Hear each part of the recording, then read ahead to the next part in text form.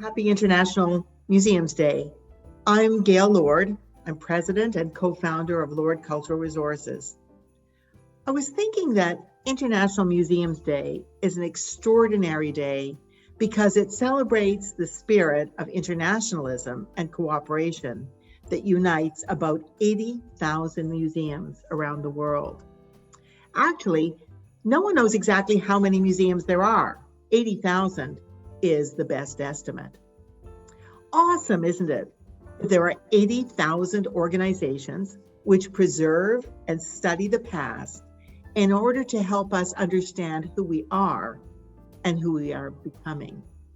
That's why I want to acknowledge that each of us, while we're looking at a screen, is occupying land of people who came before us. In my case, it's the Mississauga of the Credit, the Anishinaabe, the Chippewa, the Haudenosaunee, and the Wendat peoples. And I thank them for the privilege they give me of living my life on their land. We at Lord Cultural Resources have had the privilege and the pleasure of collaborating with 2,700 museums in 57 countries. Art museums, science and history museums, zoos and botanical gardens, museums of social justice, museums of human rights, cultural centers and libraries, huge national museums, and small community museums, indigenous museums and immigration museums, military museums, museums of war, and museums of peace. Right now, we're working with one of the world's biggest new museums, the Grand Egyptian Museum in Cairo, which will open in about a year. And at the same time, one of the smallest and oldest museums in Canada, the Niagara Historical Museum near Niagara Falls.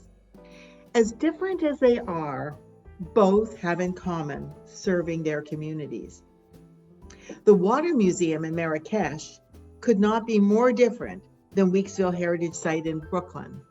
Both are our clients, and both tell the stories of people's resilience. During this tragic year of COVID-19, we have seen museums step outside their comfort zones to make extraordinary contributions to public health and safety. This is not new.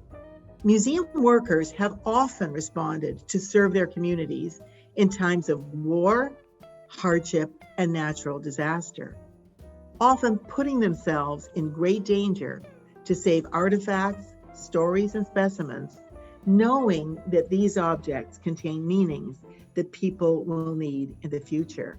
People often ask me, how did I get involved with museums? And so I want to share a story that maybe explains that to you. I've loved museums since childhood. In those long ago days, you could visit grand buildings called museums for free. My cousin and I would do so, and we would run down to the basement of the museum and peer with our noses pressed against the glass of the exhibition case, waiting for the mannequins to move, because we thought they were real people living inside those life-size dioramas. And we actually used to go regularly because, of course, they didn't move, but occasionally there would be a little waft of air and they would move a little bit. And so when we would go back to think, oh, maybe this is the day that they will move and that we'll see them come alive. In a few years, because you do grow up eventually, in just a few years, I would learn that real people were, in fact, put on display in museum-like settings at World's Fairs in the 19th century. And I would learn that that phenomenon, plus the exhibits I loved as a child, were all products of a harsh system of colonialism. Museums are still reckoning with their colonial roots.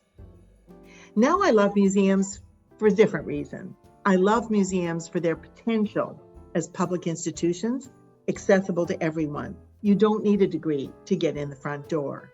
With resources of collections, scholarship, technology, and imagination to respond to the questions of today.